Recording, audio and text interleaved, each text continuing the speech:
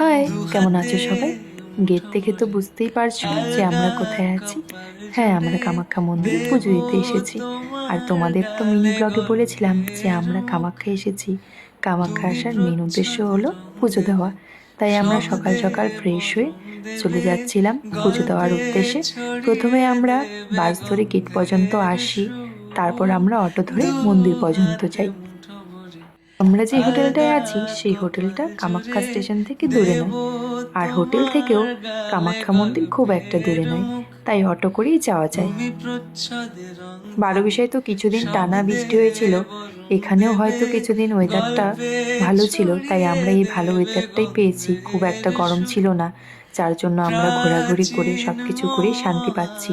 আর জানো, প্রথমে আমরা একটা হোটেল নিয়েছিলাম, এত নোংরা ছিল যে কি বলবো তোমাদের। তারপর আমরা পুজো দেওয়ার আগে আবার ফ্রেশ হয়ে বেরিয়েছিলাম হোটেল খুঁজতে। তো খুঁজে আমরা শেষ পর্যন্ত একটা ভালো হোটেল পেয়েছি। হোটেলে আমরা সব লাগেজগুলো রেখে চলে আসছিলাম মন্দিরের উদ্দেশ্যে।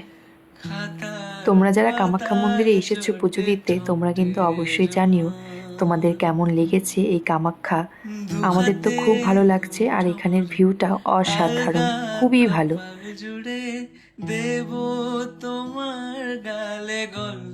দেখো, এখন আমরা চলে এসেছি মন্দিরের কাছে। উপরে যেহেতু অটো যাওয়া অ্যালাউ নেই, তো এই অটোটা নিচে রেখে আমরা যাচ্ছি মন্দিরে। আর এখানে জানো, জুতো রাখার জন্য কত দোকানের লোকজন ডাকছিল, এখানে জুতো রাখো, এখানে জুতো রাখো।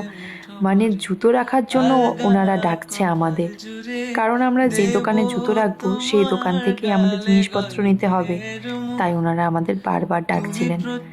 আর শুধু আমাদের না, যারা যাচ্ছিল সবাইকে ডাকছিল। আর তোমাদের তো বললাম হরিশদা এর আগে কামাখ্যাতে পুজো দিতে এসেছে, তাই হরিশদা জানে কোথায় কি করতে হয়। তারপর আমরা শেষমেশ একটা দোকানে যাই, সেখানে আমরা জুতো রেখেছি। আর দেখো, এখান থেকেই আমরা পুজোর জিনিস নিয়েছি। 250 টাকা করে নিয়েছিল একটা ডালা। আমরা 4টা মতো ডালা নিয়েছিলাম।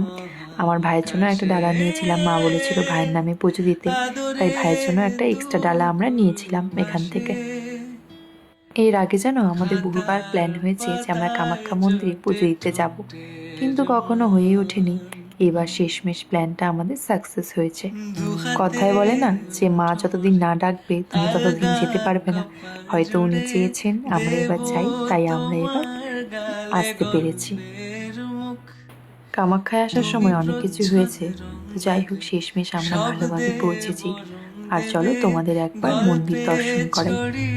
আমার আর বুনুর অনেক ইচ্ছে ছিল যে আমরা লাইন দাঁড়িয়ে তারপর পুজো দেব শান্তি মতো, কিন্তু সেটা আর হয়নি, কারণ কুট্টু ছোট, ও এতক্ষণ দাঁড়িয়ে থাকতে পারবে না লাইনে। তাই আমরা একজনের সঙ্গে কথা বলে এখানে পুজো দেওয়ার ব্যবস্থা করি। আমরা হরিশদাকে বলেছিলাম যে আমরা লাইনে দাঁড়িয়ে পুজোটা দিই, আর হরিশদা নিচে গিয়েছিল কুপনের খোঁজে, কারণ কুপন ছাড়া ওনারা লাইনে দাঁড়াতে দেবেন না। বুনুরও খুব ইচ্ছে ছিল যে লাইনে দাঁড়িয়ে শান্তি মতো ভালোভাবে পুজোটা দেবে। হরিশদার কুপন খুঁজতে গিয়ে দেখে যে কুপন শেষ হয়ে গেছে, তাই বললাম চলো তাহলে পুজোটা দিয়েই নিই, লাইনে যেহেতু আমরা দাঁড়াতে পারবো না। আমার মনে হয় সকাল সকাল এলে হয়তো লাইনে দাঁড়ানোটা একটু ইজি হয়। আর আমরা তো একটু বেলা করে এসেছিলাম, তাই প্রচণ্ড ভিড় ছিল। আর ওনারা বলছিল যে বাসন্তী পুজো চলছে, তাই নাকি অনেক ভিড়।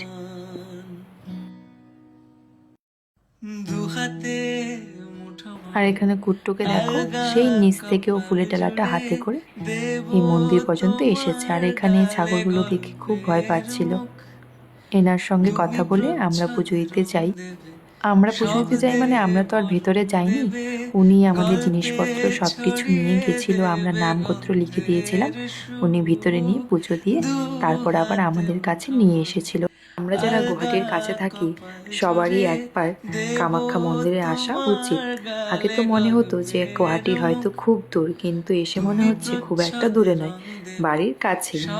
সবাই মিলে ট্রেনে করে চলে আসবে, নয়তো পার্সোনাল গাড়ি করে চলে আসবে, মনে হবে যে খুব একটা দূরে আসনি, আর এসে দেখবে খুব ভালো লাগছে। আর যিনি আমাদের জিনিসপত্র নিয়ে পুজো দিয়ে এলো, আমি ওনাকে বলছিলাম যে আপনি তো পুজো দিয়ে এলেন, কিন্তু আমরা কি মাকে দর্শন করতে পারবো না? উনি বলছিলেন হ্যাঁ হ্যাঁ করতে পারবে। তারপর আমাদের মাকে দর্শন করতে নিয়ে গেলেন উনি। ভেতরে যেহেতু ফোন ইউজ করার বারণ ছিল, তাই আমি কোনো ভিডিও ক্লিপ নিইনি। এটা হচ্ছে মন্দিরের পেছন দিক। আর আমরা মাকে দর্শন করে বাইরে গেছিলাম বেলটাকে ভাঙতে।